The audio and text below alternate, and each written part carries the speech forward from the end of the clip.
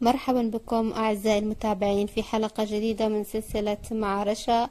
وحنحضر مع بعض في هذه الحلقة الملوخية بالدجاج. الملوخية من الوجبات الشهية جدا جدا والمرغوبة كثيرا، وبنفس الوقت وجبة صحية إلى حد كبير.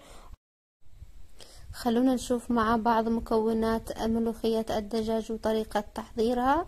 هيا بنا.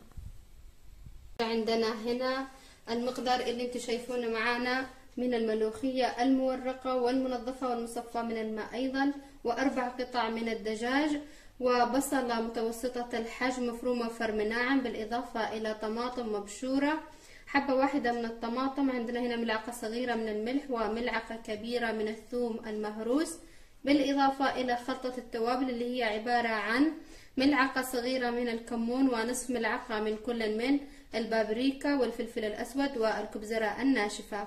هنحضر الوصفة مع بعض، تابعونا. ورفعنا هنا قدرة على النار وحنضيف عليه ملعقتين من الزيت، ونضيف أيضا البصل المفروم، ونقلب البصل لحد ما ياخذ معنا اللون الأصفر. بعد ما أخذ معنا البصل اللون الأصفر حننزل عليه بالدجاج.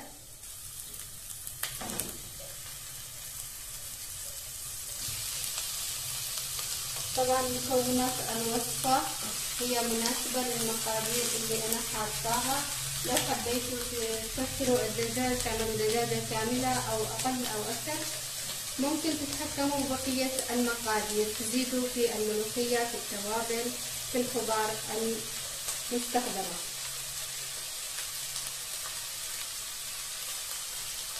هنقلب الدجاج مع البصل لحد ما يتغير معانا لون الدجاج. بعد ما أخذت معنا الدجاج أعزائي المتابعين بهذا الشكل، هنضيف عليها الثوم المهروس ونقلب المكونات مع بعض.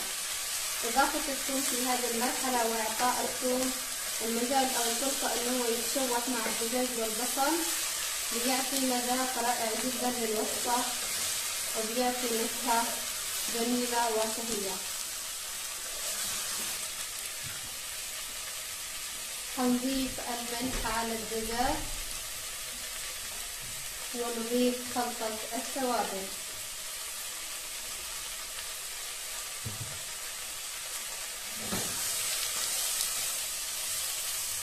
اهتموا كثيرا أعزائي المتابعين بجودة التوابل اللي تستخدموها في طبخكم، لأنها الأساس في كل الوصفات والطبخات اللي ممكن تحضروها.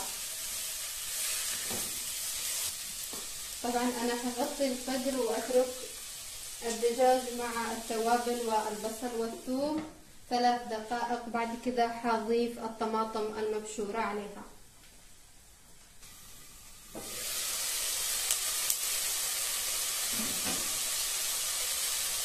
هنقلب الدجاج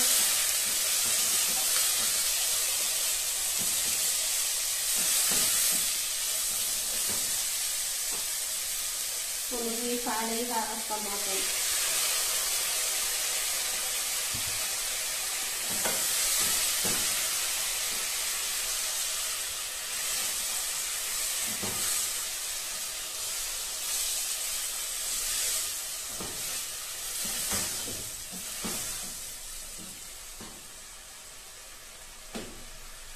ونعطيها كمان تشويحة. بعد ما أخذت الدجاج وقتها في التشويحة، حنضيف عليها 4 أكواب من الماء المغلي. 4 أكواب من الماء حتكون كافية معانا. ممكن لو حسيتوا أنكم محتاجين أكثر من كذا تكثروا أو تنقصوا، ما فيش أي مشكلة. أنا هنا بعمل 4 أكواب بتكون كفاية معي.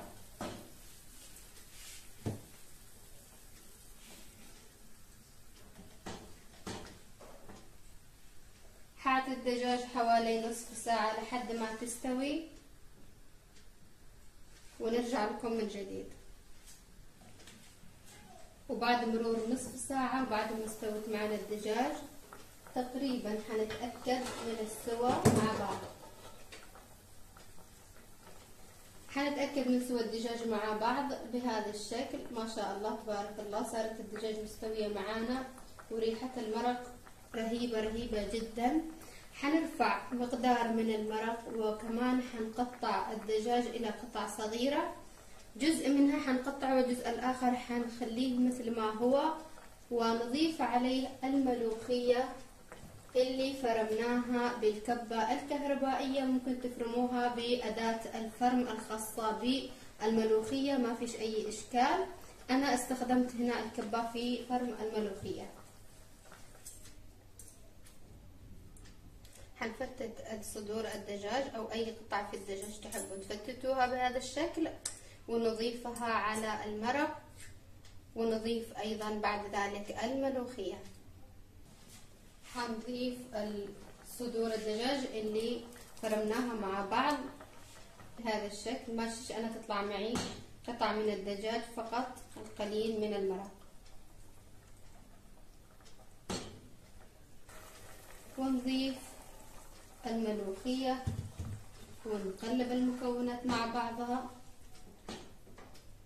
طبعا احنا محتاجين نعمل غلوة واحدة فقط للملوخية، حنتركها على النار مع الدجاج ومرقة الدجاج لحد ما تاخذ معنا غلوة واحدة فقط، ونرفعها من على النار وتصير معنا جاهزة للتقديم.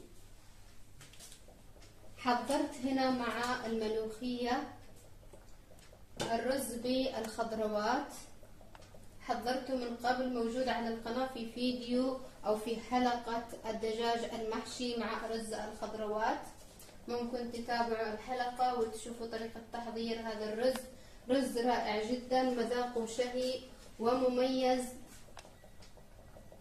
حتعجبكم كثير هذه الوصفة. أو ممكن تحضروا مع الملوخية الرز الأبيض العادي، إنما أنا بحب إضافات الخضروات، بتعطي مذاق ونكهة رائعة للرز، وكمان بتعطينا قيمة غذائية أكثر في وجباتنا. حنحطهم في صحن التقديم ونشوفهم مع بعض. طبعا طريقة التقديم اختيارية وبتعود لذوقكم. هنا معي الملوخية بدأت تغلي، حتركها لحد ما تاخذ غلوة كاملة وارفعها من على النار. أعزائي المتابعين، وهذه عندنا الملوخية صارت جاهزة في صحون التقديم. مثل ما تكلمنا طريقة التقديم اختيارية. أنا حطيت هنا صحن ملوخية مع الدجاج لوحده على جنب عشان يتاكل كذا مع الخبز، وحطيت أيضا معه الرز بالخضروات، رز رائع جدا جدا. طرق التقديم بتعتمد على ذوقكم ورغباتكم. أتمنى تكون وصفتنا لهذه الحلقة عجبتكم أعزائي المتابعين، ونلتقيكم مجددا في حلقة جديدة من سلسلة مع رشا. في أمان الله.